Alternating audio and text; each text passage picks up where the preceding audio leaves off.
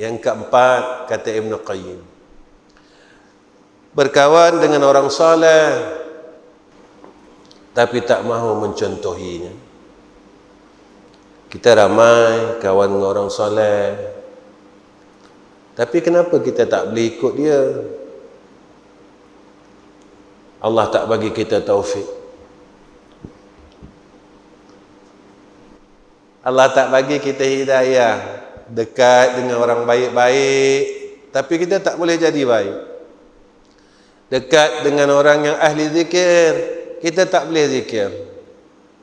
Dekat dengan orang ahli ilmu, beramal dengan ilmunya, tapi kita tak boleh beramal dengan ilmu kita. Apakah ilmu itu? Jadi istidraj. Ilmu kita banyak, tapi kita makin jauh dengan Allah. Istidraj ini bukan sekadar harta yang banyak, tetapi harta itu makin jauh dengan Allah. Diri kita yang punya harta makin jauh. Ada ilmu, tapi kita semakin banyak ilmu, tetapi kita makin jauh dengan Allah. Itu juga istidraj.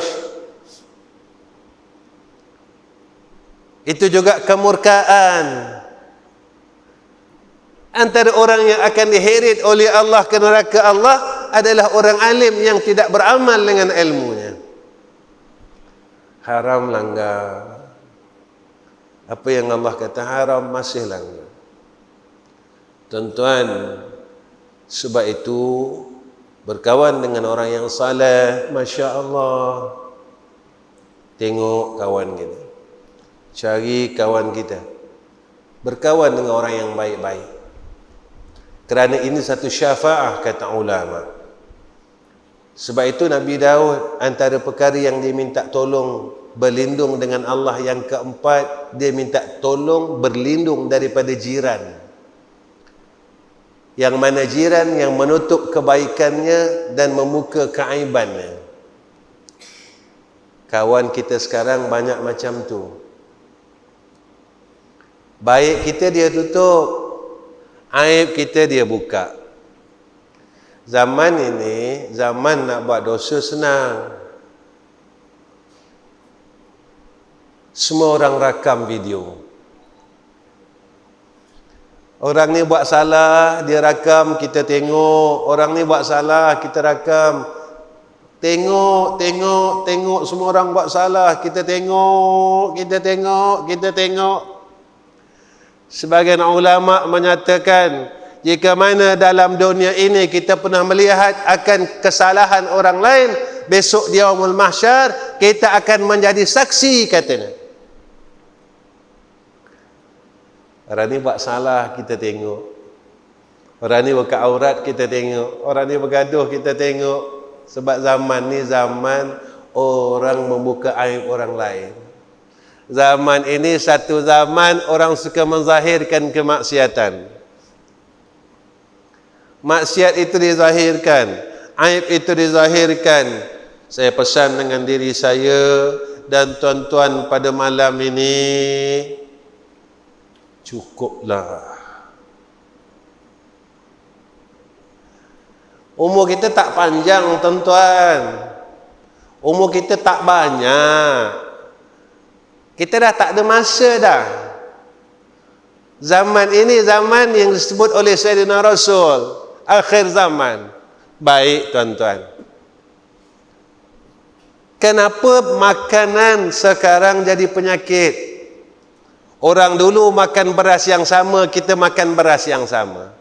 Orang dulu makan ayam yang sama, ikan yang sama, kita makan ikan yang sama. Kenapa sekarang semua orang berpenyakit?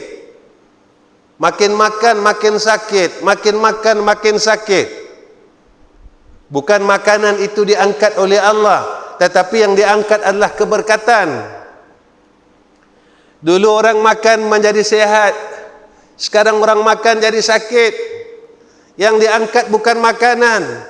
Makanan semakin banyak sekarang, tetapi keberkatan itu diangkat sedikit demi sedikit, sedikit demi sedikit, diangkat. Tapi orang masih tak perasan. Dulu orang yang berilmu semakin baik, Makin berilmu, makin tunduk dengan Allah. Makin beramal, makin tunduk dengan Allah. Makin baca Quran, makin tunduk dengan Allah. Sekarang ilmunya banyak, majlis ilmunya banyak, tetapi manusia makin lawan Allah. Manusia makin melawan Allah, melanggar perintah Allah, bergaduh sesama sendiri, memutuskan silaturahim. Antara apa yang disebut oleh Sayyidina Rasul, antara orang yang tidak akan masuk jannah Allah adalah orang yang memutuskan silaturahim. Kita ada putuskan silaturahim atau tidak dengan adik-adik kita, dengan mak saudara kita, dengan bapa saudara kita? Baik. Kita putuskan silaturahim itu sebab apa? Apakah sebab dunia atau sebab akhirat? Orang putuskan silaturahim sebab dunia, bukan sebab akhirat. Kita putuskan silaturahim bukan sebab akhirat, bukan sebab Allah dan Rasul, tetapi semuanya sebab dunia, sebab tanah, sebab duit. Kita bergaduh langsung putus silaturahim, bukan sebab akidah, bukan sebab Islam, bukan sebab Allah, bukan sebab Rasul. Kita meninggalkan mereka. Inilah hijrah, tuan-tuan. Wa man kanat hijratuhu ila Allah wa rasulih fa hijratuhu ila Allah wa rasulih. Sayyidina Abu Bakar tinggalkan ayahnya kerana Allah dan Rasul. Semua orang tinggalkan keluarganya, berpindah ke Madinah. Kerana Allah, sebab aku sayang Allah, sebab aku sayang Rasulullah sallallahu alaihi wasallam, aku akan ikut Allah, aku akan ikut Sayyidina Rasulina Muhammad sallallahu alaihi wasallam.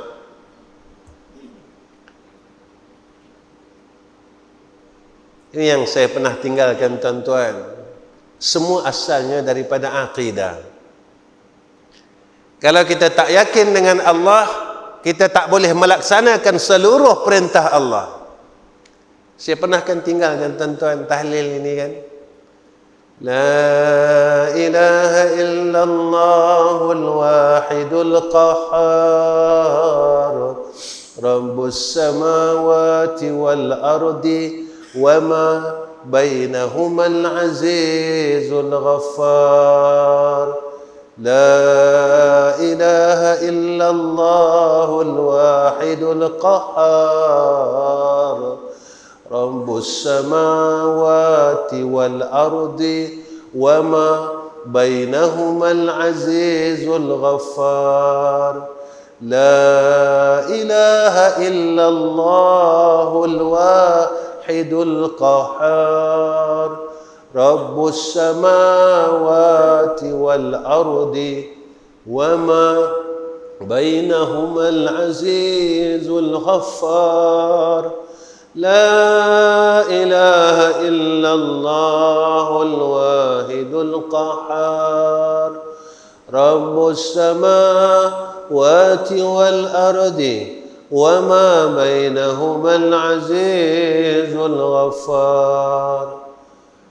Petang kita baca 10 kali, subuh baca 10 kali.